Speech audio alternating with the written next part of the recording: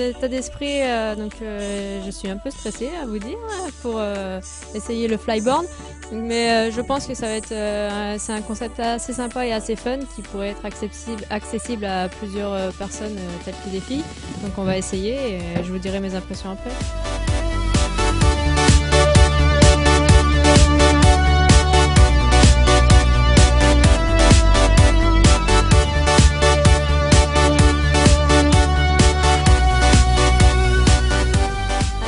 Le flyboard, comme je vous ai dit, c'est vraiment un concept super génial. Je viens d'essayer, je me suis régalée. J'ai fait un quart d'heure dans l'eau très fraîche et pourtant je me suis très bien amusée. Un peu complexe au départ pour se lever, mais dès qu'on a le coup en main, c'est parti.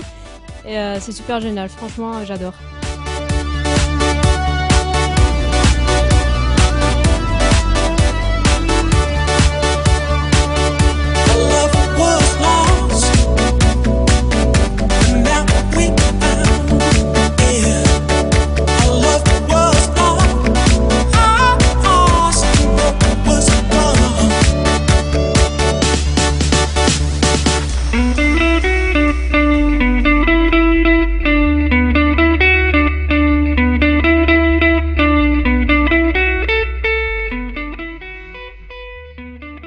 Alors le fonctionnement est très simple en fait, c'est un tuyau qui vient se connecter à n'importe quelle turbine d'un jet ski ou d'un engin comme vous avez vu sur la première vidéo. Ça peut s'adapter sur n'importe quel jet, il suffit d'une puissance de à peu près 100 chevaux pour déjà décoller à 2 mètres de haut quoi, en fait. Après il est recommandé d'avoir à peu près 150 chevaux.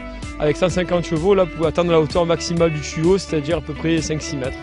Le principe est simple, c'est un tuyau donc on connecte, il y a un système de rotation qui permet en fait de maintenir le tuyau en pendulaire. Il y a un système de rotation ici au niveau du tuyau qui permet que le tuyau ne s'en mêle pas et aussi de pouvoir faire des virages assez facilement. Ensuite vous avez donc là vous pouvez voir les buses principales qui permettent de donner la poussée pour décoller.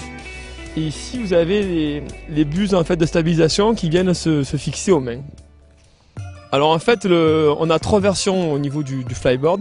On a la première version qui va être en fait dédiée à tout ce qui est location, initiation et pour les personnes qui sont vraiment en apprentissage, où la personne en fait est sur le jet, s'occupe de démarrer et de gérer l'accélérateur. Donc ça c'est vraiment la version la plus simple pour apprendre. Au moins l'utilisateur de la flyboard n'a pas besoin de gérer la puissance délivrée, il ne gère uniquement la hauteur qu'avec l'inclinaison des pieds. Ensuite on a la deuxième version de la flyboard qui là permet en fait de démarrer, d'avoir un coupe-circuit, d'arrêter le jet depuis la flyboard, mais aussi d'accélérer grâce à en fait un potentiomètre qui passe le long du tuyau.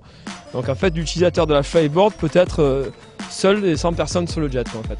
Il y en a la troisième version qui sera commercialisée que dans 1 an ou 2, où là carrément on a construit en fait un engin qui est ni plus ni moins équipé d'un moteur marin comme un jet et d'une turbine, mais monté directement à l'envers pour pouvoir propulser l'eau directement dans le tuyau vers l'avant, qui n'est pas conçu pour prendre des vagues comme un jet, donc beaucoup plus léger, beaucoup plus petit, et du coup on arrive à des performances et des vitesses de vol beaucoup plus importantes.